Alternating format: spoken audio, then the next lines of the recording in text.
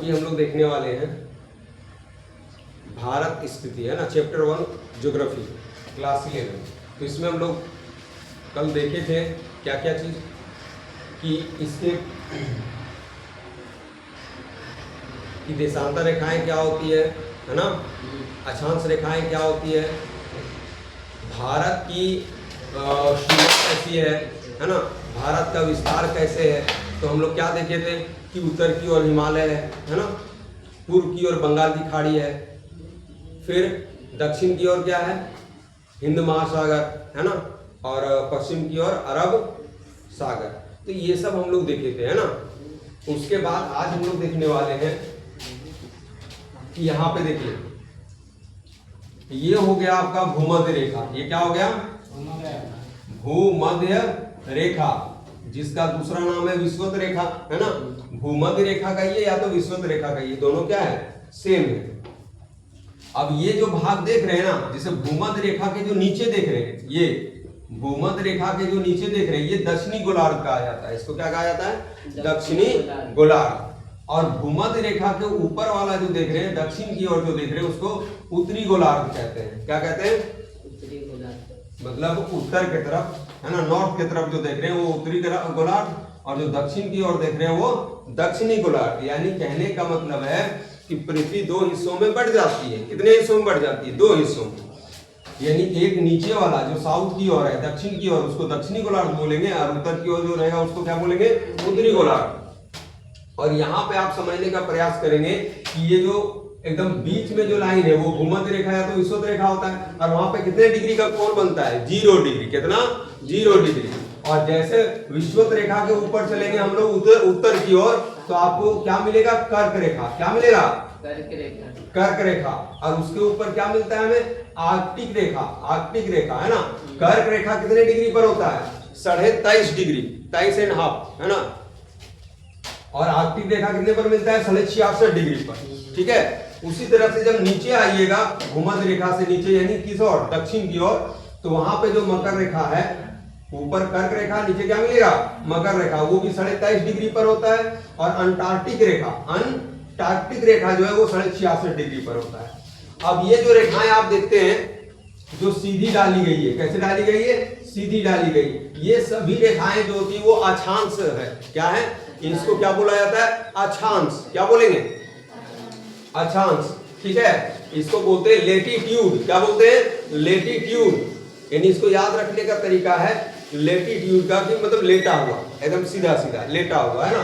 तो लेटीट्यूड, तो इसके बीच की दूरी, दो अक्षांशों के बीच की दूरी कितनी होती है, 111 किलोमीटर। यानी जो आप देख रहे हैं ना, ये भी एक अक्षांश है, ये भी एक अक्षांश है, तो इसके बीच की दूरी कितनी हो जाएगी, 111। कहीं पे भी अगर यहां भी देखेंगे दोनों के बीच, तो कितना मिलेगा, 111 किलोमीटर। ठीक है। और यहाँ पे क्या है, देखिए, इसको बोलते हैं उत्तरी ध्रुव, नॉर्थ पोल, ये साउथ पोल, ये दक्षिणी ध्रुव है।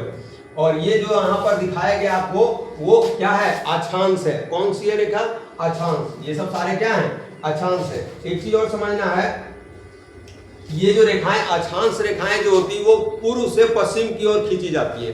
पूर्व से, सारी अक्षांश रेखाएं पूर्व से पश्चिम की ओर खींची जाती है, पूर्व से पश्चिम की ओर। ठीक है। और ये जो रेखाएं देख रहे हैं जो लॉन्गिट्यूड्स कहलाता है, क्या कहलाता है, लॉन्गिट्यूड्स, यानी इसको देशांतर रेखाएं कहते हैं। ये किस ओर खींची जाती है, उत्तर से दक्षिण, उत्तर से दक्षिण, उत्तर से दक्षिण। देखिए, उत्तर से दक्षिण, उत्तर से दक्षिण, उत्तर से दक्षिण, उत्तर से दक्षिण। तो ये उत्तर से दक्षिण जो खींची जा रही रेखाएं हैं उसको क्या बोलते हैं, देशांतर। क्या बोलते हैं, यानी लॉन्गिट्यूड्स कहते हैं। क्या कहते हैं। अब यहां पर याद रखना है कि आपको अक्षांश रेखाएं कितनी होती है, 181। जैसे पूछा जाएगा कि अक्षांश रेखाएं कितनी होती है, जैसे इस तरह डाले हैं ना, इस तरह, तो कितनी अक्षांश रेखाएं होती है, तो 181, 181। अब ये कैसे, देखिए, जब यहाँ भूमध्य रेखा से ऊपर की ओर जाते थे 90, यहां से भी नीचे आएंगे तो 90 कितना हो गया, 180। और बीच में जो भूमध्य रेखा है उसको मिलाई, कितना हो गया, 181। क्योंकि आपका 90 डिग्री इधर बनता है ना, तो 90 को इधर बना और 90 को उधर, कितना हो गया, 180। और भूमध्य रेखा कितना हो गया, 181। तो अक्षांश कितनी होती है, 181। इसमें रेखाएं जो खींची जाती है वो कितना होता है 179। कितना होता है 179। और देशांतर टोटल कितने होते हैं 360। देशांतर रेखाएं टोटल कितनी होती है 360। लेकिन आप इसको 2 प्लस करके याद रखिएगा 362। कितना, जैसे देशांतर रेखाएं अगर पूछेगा कितना मारिएगा 362। देशांतर कुल कितने होते हैं 362। अब हमें जानना है अक्षांश क्या होता है। ये जो आप देख रहे हैं ना, जिसके बीच की दूरी 111 किलोमीटर है, यानी ये अक्षांश होता क्या है, ये अक्षांश होता क्या है। देखिए हम कल भी बताए थे आपको कि ये अक्षांश और देशांतर रेखाएं काल्पनिक है, वास्तविक नहीं है, रियल नहीं है, ये बस खींचा गया है ना। क्या करने के लिए, समय को पता करने के लिए, डेट को पता करने के लिए, दूरी को पता करने के लिए, है ना। तो ये अक्षांश क्या है, तो वे काल्पनिक रेखाएं जो पृथ्वी पर कहां से खींचा गया, पूरब से पश्चिम की ओर। देखिए सब पूरब से पश्चिम, पूरब से पश्चिम। तो जो पूरब से पश्चिम की ओर खींची गई रेखाएं हैं वो आपका क्या कहलाएगा, अक्षांश कहलाएगा। क्या कहलाएगा, अक्षांश। और अक्षांश रेखाएं वृत्ताकार होती है। अभी आपको यहाँ सीधा दिख रहा है, लेकिन ग्लोब में देखिएगा यानी आपको सारा कैसा दिखेगा, गोल, यानी वृत्ताकार, ऐसे घुमा हुआ। देखिए यहाँ ऐसे दिखेगा आपको सारा, ऐसे गोल कैसे दिखेगा, गोलाकार आकृति में आपको दिखाया जाएगा। अभी यहाँ पे देख लीजिएगा, है ना। और ये सभी समांतर होती है। ये सभी क्या होती है, आपको बताए थे कि 111 किलोमीटर अगर यहाँ पे है तो यहाँ पे भी आपको कितना मिलने वाला है 111 ही, यहाँ पर भी कितना मिलने वाला है 111 ही। यानी ये रेखाएं, दो अक्षांश रेखाओं के बीच जो है वो समांतर होती है। क्या होती है, ये दोनों रेखाएं क्या होगी, समांतर। हर जगह आपको समांतर मिलेगा, पैरेलल एकदम, जैसे रेलवे का पटरी है ना, समांतर। जहां भी नापिएगा सेम डिस्टेंस मिलेगा, सेम, है ना। तो ये सभी समांतर होती है। और दो अक्षांशों के बीच की दूरी कितनी होती है, 111 किलोमीटर होती है। ठीक है, अब हम लोग आगे पढ़ने वाले हैं। जैसे, और ये अक्षांश से हमें क्या पता चलता है, अक्षांश से हमें पता चलता है कि कोई स्थान भूमध्य रेखा, कोई स्थान भूमध्य रेखा से कितना दक्षिण में है। कोई स्थान भूमध्य रेखा से कितना दक्षिण में है, ये पता कौन करता है, अक्षांश, है ना। कौन पता करता है, अक्षांश। ठीक है, तो इसका स्क्रीनशॉट आप ले सकते हैं, फिर हम लोग आगे बढ़ेंगे।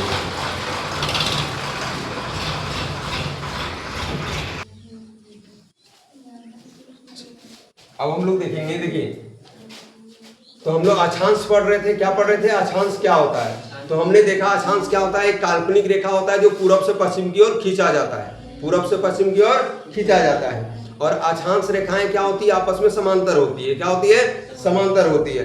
और इनके बीच की दूरी जो होती है, दो अक्षांशों के बीच की दूरी होती है 111 किलोमीटर। अब आगे देखिए, इससे पता चलता है कि कोई स्थान भूमध्य रेखा से कितना दक्षिण में है। कोई स्थान जो है, पता चलता है कि कोई स्थान भूमध्य रेखा से कितना दक्षिण में है, ये हमें पता चलता है। भारत पूरी तरह से भूमध्य रेखा के उत्तर में स्थित है। और आपका भारत कहाँ स्थित है, पूरी तरह से कहां स्थित है, भूमध्य रेखा के कहां, उत्तर में। भूमध्य रेखा के कहां, उत्तर में स्थित है। कौन, भारत, भूमध्य रेखा के उत्तर में। अब देशांतर रेखाएं क्या होती है, जैसे अक्षांश हम पढ़ लिए, अक्षांश के बारे में हमें समझ में आ गया क्या होता है। अब हम लोग देशांतर के बारे में जानने वाले हैं, है ना। तो देशांतर क्या होते हैं, वे काल्पनिक रेखाएं जो उत्तर से दक्षिण तक खींची जाती है। उत्तर से, वे काल्पनिक, ये भी काल्पनिक रेखा है, वास्तविक नहीं है, रियल नहीं है। वे काल्पनिक रेखाएं जो उत्तर से दक्षिण तक खींची जाती है। यानी आप दो चीजों को देखिए, अक्षांश रेखाएं पूरब से पश्चिम की ओर खींची जाती है, जबकि देशांतर उत्तर से दक्षिण की ओर। जैसे आपको याद रखना है कि अक्षांश रेखाएं पूरब से पश्चिम और देशांतर उत्तर से दक्षिण की ओर खींची जाती है ना। यह समय और तिथि को बताता है। ये जो देशांतर रेखाएं होती है ना, ये आपको क्या बताती है, समय। क्या बताती है, ये देशांतर रेखाएं आपको क्या बताती है, समय और तिथि। समय और तिथि मतलब टाइम और डेट, टाइम और डेट बताती है। ठीक है, और ये सभी रेखाएं उत्तरी ध्रुव से दक्षिणी ध्रुव में आके मिलता है। ये सभी रेखाएं उत्तरी ध्रुव से आकर दक्षिणी ध्रुव में आके मिलता है कि नहीं। देखिए यहाँ, है ना, वो कहां से, उत्तरी ध्रुव से कहां आया, सारा दक्षिणी ध्रुव की ओर। अब देखिए, अब बात आती है कर्क रेखा क्या है। कर्क रेखा क्या है, वहां पे देखे थे ना, भूमध्य रेखा के ऊपर कर्क रेखा है। तो ये कर्क रेखा क्या होता है, देखिए इसको कहते हैं tropic of cancer. Tropic of, और यही मकर रेखा रहेगा तो बोलेंगे उसको ट्रॉपिक ऑफ कैप्रिकॉर्न। ठीक है, फिलहाल कर्क रेखा देखते हैं, ट्रॉपिक ऑफ कैंसर। यह भारत के लगभग बीच से गुजरती है। जो कर्क रेखा है ये भारत के लगभग कहां से गुजरती है? बीच से गुजरती है। कर्क रेखा कहां से गुजरती है? भारत के बीच से लगभग, है ना। कर्क रेखा कहां से गुजरती है? भारत के लगभग बीच से गुजरती है। और यह 8 राज्यों से होकर जाती है। कितने राज्यों से होकर जाती है? 8 राज्यों से, है ना। और वो 8 राज्य कौन से हैं? तो आपको याद रखना है ट्रिक, मित्र पर गमछा झार, इससे आपको याद रह जाएगा, है ना। और दूसरा है कि जैसे यह पृथ्वी पर बनी एक महत्वपूर्ण अक्षांश रेखा है, यानी कर्क रेखा जो है वो है क्या? पृथ्वी पर बनी एक महत्वपूर्ण अक्षांश रेखा है। कर्क रेखा क्या कहलाएगा? अक्षांश ही तो कहलाता है, सीधा लेटा हुआ है ना, तो अक्षांश कहलाएगा। और ये कितने राज्यों से होकर गुजरती है कर्क रेखा? 8 राज्यों से। उसका ट्रिक क्या है? मित्र पर क्या? गमछा झार। मित्र पर गमछा झार। मित्र से क्या हो जाएगा? मी से मिजोरम। मी से कैसे याद रखिएगा आप इसको? मी से हो जाएगा मिजोरम, त्रि से हो जाएगा त्रिपुरा, पा से क्या लिखे थे? पश्चिम बंगाल, पंजाब नहीं, पश्चिम बंगाल।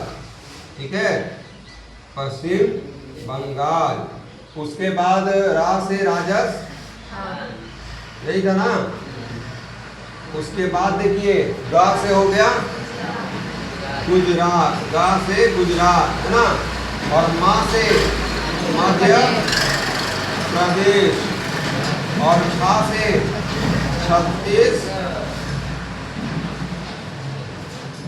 से छत्तीसगढ़, और झार से झारखंड। तो ये 8 राज्य है जिससे कौन गुजरता है? कर्क रेखा, है ना। और इसका ट्रिक क्या है? मित्र पर गमछा झार, है ना। मित्र पर गमछा झार। मित्र, मी से मिजोरम, त्रि से त्रिपुरा, पास से क्या हो गया? पश्चिम बंगाल, और रा से राजस्थान, और फिर ग से यानी गमछा से क्या हो गया? गुजरात, मध्य प्रदेश, छत्तीसगढ़, और झार से झारखंड। इस तरह से आप इसको ट्रिक के माध्यम से याद रख सकते हैं। तो आप इसका भी स्क्रीनशॉट ले सकते हैं, है ना।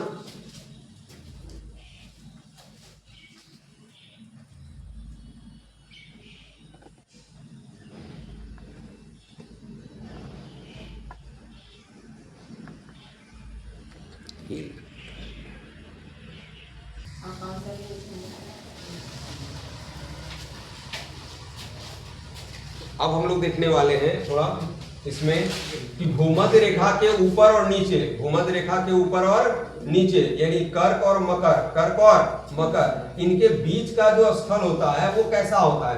बीच का जगह जो है वो कैसा है? तो ये उष्ण कटिबंध होता है। क्या होता है? उष्ण कटिबंध। कैसा होता है जगह? उष्ण कटिबंध, यानी कहने का मतलब गर्म वाला जगह। कैसा?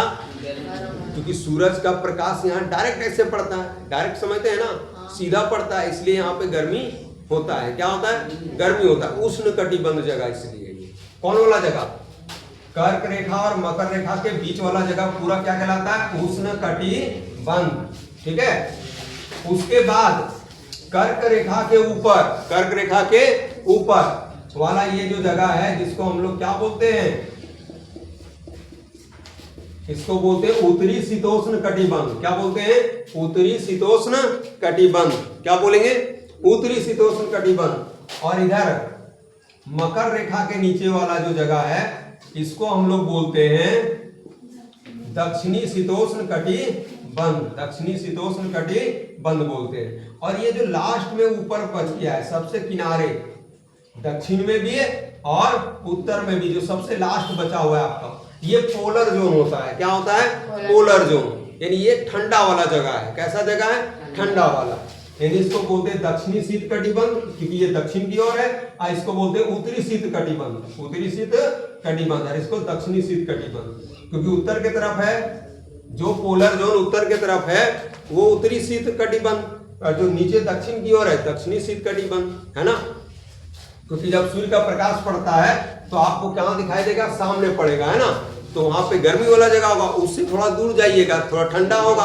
यानी शीतोष्ण मतलब ठंडा, शीतोष्ण मतलब ठंडा, और एकदम किनारे जाइएगा तो पूरा ठंडा, एकदम पोलर जोन। पोलर जोन मतलब समझे एकदम बर्फ का पहाड़ खाली रहेगा, बर्फ पूरा जमा हुआ हर जगह, है ना। जैसे आप अंटार्कटिका नाम सुने हैं ना, अंटार्कटिका, जहां पे ओजोन परत छिद्र हो चुका है, पता है ना। अंटार्कटिका वो जगह है जहां पे ओजोन परत क्या हो चुका है, छिद्र हो चुका है। क्यों? क्योंकि वहां सबसे ज्यादा सीएफसी निकलता होगा। क्या निकलता होगा? सीएफसी।